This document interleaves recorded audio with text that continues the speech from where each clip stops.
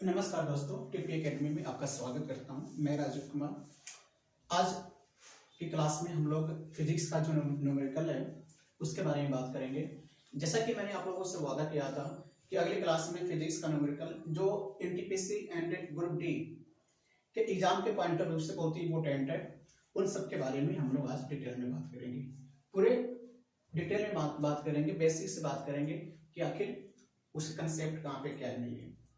मेरे पास एक क्वेश्चन है, एक सवाल है, एक प्रश्न है कि विराम की स्थिति से प्रारंभ कर एक वस्तु 2 मीटर प्रति सेकंड स्क्वायर के त्वरण से गमन कर रही है तो 5 सेकंड में तय की गई दूरी क्या है, ये हमें निकालने के लिए बोला गया है। तो मैं आपको पहले बता दूं कि ग्रुप डी, खासकर जिसका एग्जाम 5 में होने वाला है, ग्रुप डी में न्यूमेरिकल से कम 10 से 15 क्वेश्चन आते हैं और एग्जाम के पॉइंट ऑफ व्यू से बहुत ही इंपॉर्टेंट है। इसलिए मेरे भाई थोड़ा इस कंसेप्ट पर थोड़ा समझिएगा और मैं डायरेक्ट आपको क्वेश्चन से नहीं करवाऊंगा, जो इसका बेसिक कंसेप्ट है वो भी मैं करवाऊंगा, ताकि क्वेश्चंस कैसे भी आए, अगर इस चैप्टर से आते हैं, इसके कंसेप्ट पे आते हैं, तो आप इजीली बेस पे सॉल्व कर सको। तो यहाँ पर क्वेश्चन जब आता है मेरे पास तो हमारे माइंड में नहीं आता कि कहाँ पे क्या है नहीं है, हम कुछ कंसेप्ट को समझते हैं और उस कंसेप्ट के बेस पे यही क्वेश्चंस नहीं, इसके जैसे ऐसा 1000 क्वेश्चंस होंगे जो हम सॉल्व करेंगे, है ना। तो विराम की स्थिति, यहाँ पे कुछ कंसेप्ट है जो मैं आपको समझाना चाहता हूँ। ये जो कंसेप्ट है, ये जो क्वेश्चंस है, ये हमें एक चैप्टर है बुक का जिसका नाम है आपका सदिश राशि वेक्टर मोशन, है ना।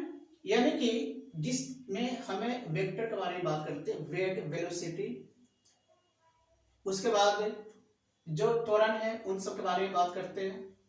तो इन सब के बारे में अगर हम बात करें तो इस चैप्टर में हमें 2 कंसेप्ट पढ़ने को मिलते हैं। जो पहला कंसेप्ट है वो आपका होता है एस बराबर यूटी प्लस में हाफ एटी स्क्वायर, एस बराबर UT plus half eighty square. दूसरा आपके पास है v बराबर यू प्लस एटी स्क्वायर। दूसरा है आपके v बराबर यू प्लस एटी स्क्वायर। और इसी दो कंसेप्ट पे हम सारे के सारे जो क्वेश्चंस इस चैप्टर के हैं उसे हम लोग देखेंगे और हमें कहीं पे कोई दिक्कत नहीं होना चाहिए। v बराबर यू प्लस 80 होता है, 80 स्क्वायर नहीं होता, सॉरी, है ना। अब यहां पर समझते हैं कि किसको किससे रिप्रेजेंट किया जाता है। हमें तो मालूम चल गया कि U T A T S, लेकिन ये जो क्वेश्चन लिखा हुआ है इसमें कौन वैल्यू क्या है, किसको किससे रिप्रेजेंट करते हैं। तो याद रखिएगा, मैं यहां लिख देता हूं आपको, एस को हम डिनोट करते हैं, जो दूरी होता है ना उस दूरी को हम एस से डिनोट करते हैं। जो आरंभिक वेग होता है, प्रारंभिक वेग यानी कि इनिशियल वेलोसिटी, उसे हम यू से डिनोट करते हैं। यू बराबर के पास क्या होता है, प्रारंभिक वेग। जब आपको ये रिप्रेजेंट करना आ जाए ना तो आप इजीली वे में उसे आप सॉल्व कर सकते हो, है ना। जो v होता है, v आपका होता है अंतिम वेग, अंतिम वेग। जो आपके पास t है वो आपका मालूम नहीं है, t आपके पास क्या होता है, समय। और एक आपका होता है a, जिसे हम बोलते हैं क्या, त्वरण। यानी कि हमने किसको किससे रिप्रेजेंट करता है वो हमने देखा। u कहे तो इनिशियल वेलोसिटी यानी कि प्रारंभिक वेग, v कहे तो अंतिम वेग, टाइम t से इंडिकेट करेंगे, a त्वरण, और s आपके पास जो होता है दूरी। आपके माइंड में हो सकता है कि डिस्टेंस, लेकिन यहाँ पर इसे s से रिप्रेजेंट किया जाता है, समझ में आ गया। इसके बाद जो इसकी यूनिट है, जो इसकी मात्रक है, उसके हमको समझना पड़ेगा, उससे हमें समझना पड़ेगा, क्योंकि वो भी बहुत ज्यादा रोल निभाता है ऐसे ऐसे क्वेश्चंस को करने में। कैसे, जो डिस्टेंस है ना, दूरी है ना, दूरी का जो यूनिट होता है वो आपका होता है मीटर। याद रखिएगा, डिस्टेंस यानी कि इस दूरी हमेशा उसका जो मात्रक होता है वो आपका मीटर होता है।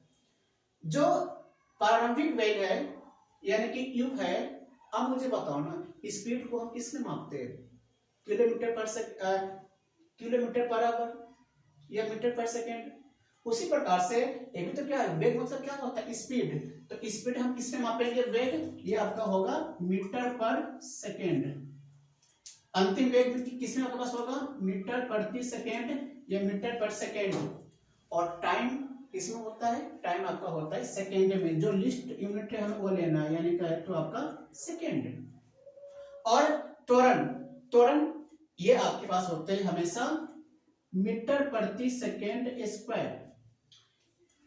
एक चीज याद रखिएगा कि अगर किसी क्वेश्चन में, सवाल में त्वरण नहीं गिवन है तो उस केस में हम जी का मान लेते हैं, और जी कहे तो ग्रेविटेशनल फोर्स, और जी का जो वैल्यू होता है वो क्या होता है, वो आपके होते हैं 9.8।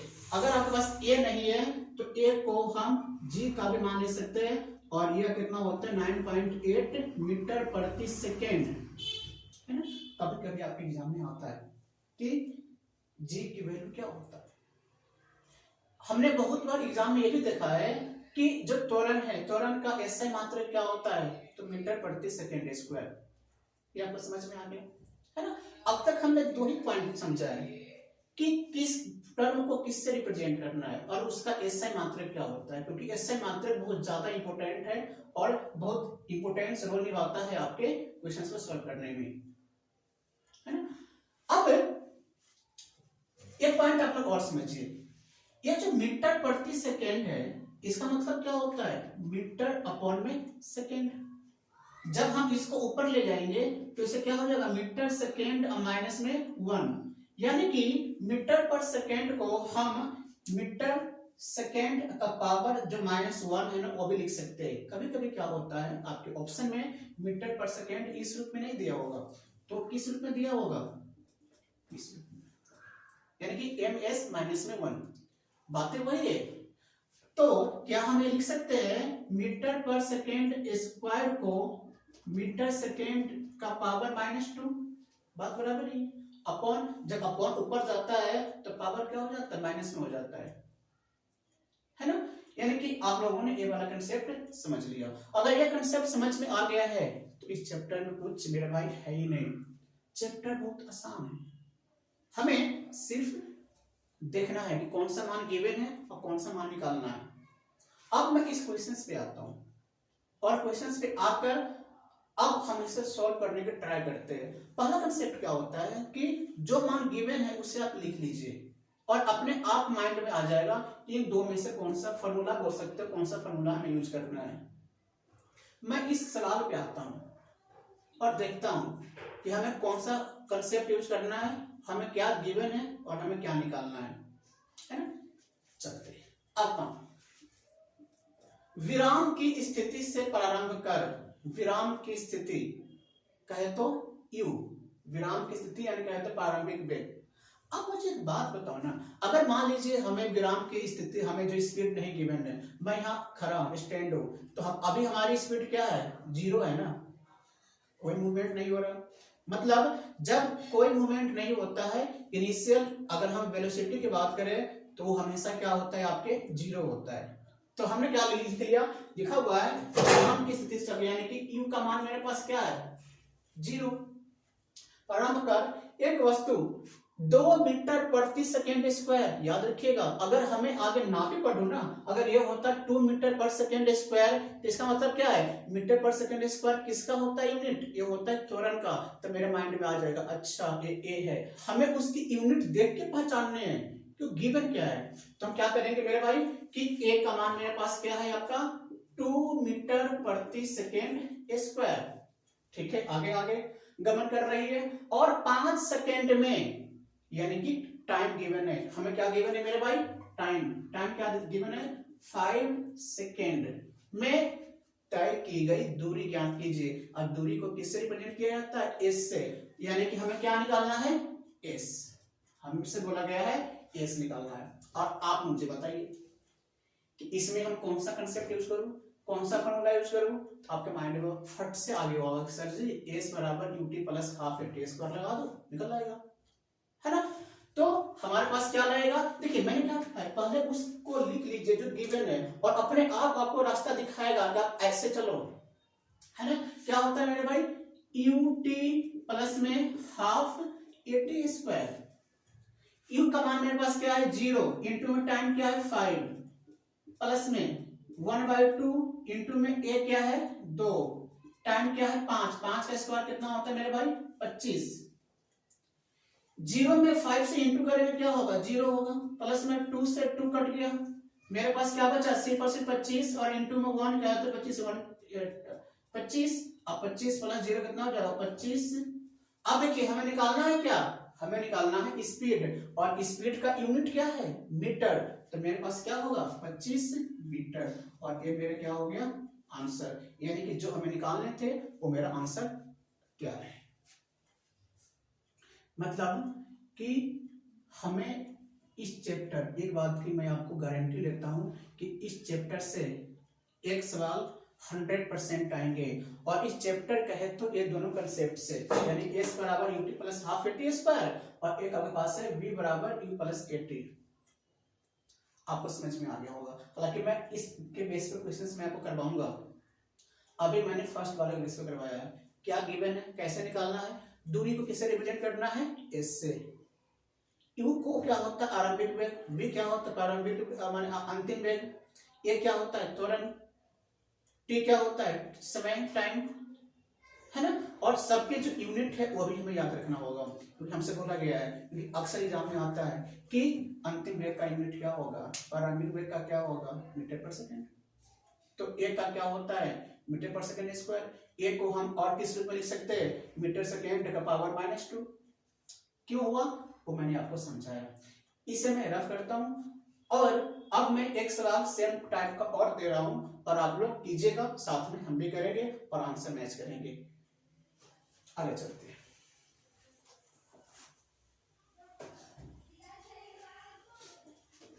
न्यूमेरिकल रियल में बहुत इजी है, न्यूमेरिकल अगर आप करना चाहो तो 100% आप, अगर 15 आते हैं क्वेश्चन न्यूमेरिकल के तो आप 12-14 आप इजीली कर सकते हो, ऐसा कुछ है नहीं। ग्रुप डी में आपको नंबर जो स्कोरिंग है सब्जेक्ट से वो है आपके साइंस, साइंस रियल में बहुत इजी होता है। मैं इसी क्वेश्चन में चेंज करता हूं, है ना, चेंज कैसे होगा समझिएगा, एक क्वेश्चन मैं आपको दे रहा हूं और आप लोग करेंगे, साथ में हम भी करेंगे। क्वेश्चन ये लिखा हुआ है, एक पिंड विराम की स्थिति से आरंभ होकर 10 मीटर प्रति सेकेंड स्क्वायर, अब जो ये है ना कि 10 मीटर प्रति सेकेंड स्क्वायर हो गए, देखिए चेंज कहाँ होता है, लैंग्वेज वही है, सेकेंड स्क्वायर के त्वरण से गमन कर रही है, तो 5 सेकेंड में तय की गई दूरी ज्ञात कीजिए, तो 5 सेकेंड में तय की गई दूरी ज्ञात कीजिए, and your option is, and your option है 50 metre, 125 metre, 250 metre, and last one 25 metre, last one 25 metre, कीजिए 5 सेकेंड, कीजिए 5 सेकेंड ओनली। न्यूमेरिकल पार्ट सिर्फ और सिर्फ 5 से 10 सेकेंड का होता है, अगर आप कंसेप्ट समझ में आ गया तो। देखते विराम की स्थिति से चलकर, यानी कहे तो u बराबर कितना आपका हो जाएगा 0, ठीक है। ए क्या दे रखा है मेरे पास, ए दे रखा है मेरे पास 10 मीटर प्रति सेकेंड, मीटर सेकेंड स्क्वायर यानी ए होगा, सिंपल सी बात है। टाइम क्या दे रखा है मेरे भाई 5 सेकेंड, निकालना क्या है दूरी यानी कि s, s बराबर क्या होता है ut प्लस में half at square, ut 0 into में टाइम क्या दे रखा है 5 प्लस में 1/2 इंटू में a क्या दे रखा है मेरे पास 10 गुने में टाइम क्या है 5, 5 का स्क्वायर 25, कटेगा कितना हो जाएगा 5, ये कितना हो जाएंगे 0 इंटू 5 0 प्लस में 25 में 5 से गुना करेंगे कितना हो जाएगा 125, तो 125 मीटर। कुछ है कुछ भी नहीं है, मतलब क्वेश्चंस बहुत इजी आते हैं मेरे भाई, आपको सिर्फ कंसेप्ट को देखना पड़ेगा, और मुझे पूरा विश्वास है आपको समझ में आ रहा होगा, क्योंकि वैसे कुछ है नहीं, और मेरा पढ़ाने का तरीका यही है, स्टाइल यही है, क्योंकि मैं उनमें से नहीं हूँ जो क्वेश्चन लिख दूं और करवा दूं। मैं समझाऊंगा स्टार्टिंग से कैसे हुआ, किसको किससे रिप्रेजेंट करते हैं। मान लीजिए अगर मैं यहाँ लिखता कि यहाँ पे यू 0 दे रखा है तो मालूम होगा यू क्या होता है, हमने 0 क्यों लिया, है ना। तो आपको सारे सारे डाउट्स क्लियर हो गया होगा। अब मैं एक सवाल करता हूँ जो नेक्स्ट जो मेरा फॉर्मूला है उस पे, उस क्वेश्चंस को मैं आप लोगों को लिखाता हूँ, लिखिएगा। इसे मेरा करता हूँ, क्वेश्चंस में लिखता हूँ।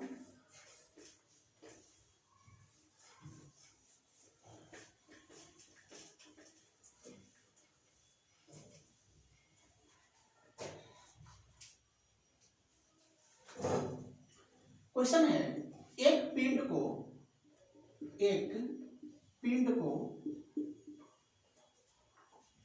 10 मीटर प्रति सेकेंड के प्रारंभिक वेग से नीचे फेंका गया, वेग से नीचे फेंका गया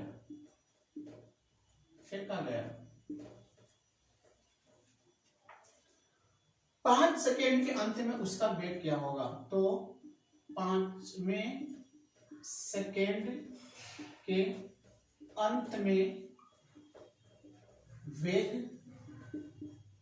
क्या होगा, इतना इजी क्वेश्चन है। And your option is 49 metre per second, 59 metre per second, C में है 35 metre per second and D में है आपके 25 मीटर पर सेकेंड। देखिए ये क्वेश्चन है मेरे पास और इसे हमें सॉल्व करना है। देखिए हमें जल्दबाजी में नहीं आना, समझना है। एक पिंड को 10 मीटर पर सेकेंड के प्रारंभिक वेग से नीचे फेंका गया। मान लीजिए कि ये है आपके पास, यहाँ पर पिंड रखा हुआ है और ऊपर से इसे फेंका जाता है और इसकी इनिशियल वेग क्या दे रखा है, यानी यू वो दे रखे हैं 10 मीटर पर सेकेंड। देखिए लिखा हुआ है प्रारंभिक वेग से। अगर प्रारंभिक वेग गिवन ना हो तो हमें क्या मानना है, 0 मानना है। अगर कुछ गिवन है तो जो मान दे रखा है हमें उसे फॉलो करना पड़ेगा, है ना। यानी कि अब नीचे वो आ रहा है, नीचे गिर रहा है। बोला गया है कि नीचे आके जब इसका टाइम, जब इसका 5वां सेकेंड होता है, 5वें सेकेंड में उसका स्पीड क्या होगा, यानी उसका जो अंतिम वेग है, यानी कहे तो v, यानी कि हमें क्या निकालना है मेरे भाई, v निकालना है। यानी कि बोला गया है 5वें सेकेंड के अंत में वेग क्या होगा, यानी कहे तो अंतिम वेग, यानी v का मान निकालना है। तो हमें मालूम है v बराबर क्या होता है, v बराबर क्या होता है u प्लस ft, यही होता है ना। आपके माइंड में हो सकता है कि सर यहाँ तो u है ही नहीं, u कहाँ से लाएंगे। तो मैंने बोला था कि अगर कहीं पे यहाँ पर एक है ही नहीं, एक कहाँ से लाएंगे। तो मैंने बोला था अगर आपके पास a का मान गिवन नहीं है तो a का मान के बदले में हम क्या लेते हैं, g लेते हैं, और g क्या होता है 9.8। तो यहाँ पे हम g का मान ले लेंगे, g बराबर कितना हो जाएगा 9.8, मान पुट कर लीजिए। u मेरे पास क्या है 10 प्लस में a यानी क्या है तो g कितना है 9.8 इंटू में टाइम के पास क्या है 5, इन दोनों गुना करेंगे तो मेरे पास क्या हो जाएगा 10 प्लस में, देखिए 9.8 में हम 5 से इंटू करेंगे तो मेरे पास क्या आएगा 49। अब 49 में 10 ऐड करेंगे कितना हो जाएगा 55। अब 55 क्या हमें क्या निकालना है, अंतिम वेग यानी v 55 मीटर पर सेकेंड, क्योंकि अंतिम वेग का यूनिट क्या होता है मीटर पर सेकेंड। समझ में आया, है ना। एक बार मैं समझाता हूँ। एक पिंड को 10 मीटर प्रारंभिक वेग से नीचे फेंका गया। प्रारंभिक वेग कहे तो u, 5वें सेकेंड में कहे तो t में उसका अंतिम वेग क्या होगा, यानी हम v का मान निकालना है। v बराबर क्या होता है u प्लस 80 होता है। हमें a का मान गिवन नहीं है, हमारे सर ने बोला है कि भाई अगर a का मान गिवन ना हो तो क्या पुट करने हैं, g का मान 9.8 मैंने लिख लिया। वही तो किया, u का मान क्या है 10 प्लस में 80 गुना किया है, a का है तो g है 9.8 इंटू 5 कितना हो जाएगा 49। और 49 प्लस 10 कितना हो जाएगा 59 metre per second because of v का मान निकालना है। समझ में आया? अब मुझे बताओ न्यूमेरिकल कोई टफ है क्या? बहुत आसान है, रियली बहुत आसान होता है न्यूमेरिकल, बल्कि बहुत मैथ से भी आसान होता है, बट यहाँ पर हमें कुछ प्रैक्टिस करने पड़ेंगे। तो जो इसका नेक्स्ट पार्ट है वो हम देखेंगे अगली क्लास में। आपके लिए होमवर्क क्या है कि इस टाइप के जितने भी क्वेश्चन हैं आप कीजिएगा, 100% आपसे हो जाएगा। तो जो इसका नेक्स्ट पार्ट है वो हम देखेंगे अगली क्लास में। अगर आपको मेरा वीडियो समझ में आया होगा तो हमारे वीडियो को लाइक कीजिए, सब्सक्राइब कीजिए और जितना हो सके अपने ग्रुप में शेयर कीजिए, ताकि अच्छे अच्छे कंटेंट्स मैं आपको अगली क्लास में दिया करूँ। Thank you.